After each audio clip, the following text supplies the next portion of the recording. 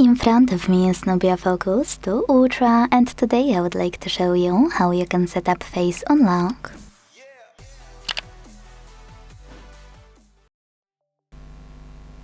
Start by opening Settings and scrolling to hit this section called Security and Privacy. Then scroll again and tap on Device Unlock.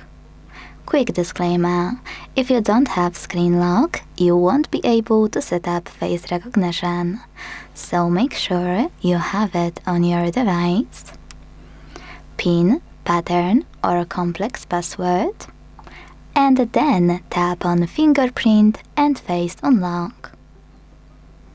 Enter your screen lock, hit Face Unlock section, and tap on Done at the bottom. Most people miss that over here you can click on this check mark to disable or enable Turn on Erase to Wake feature.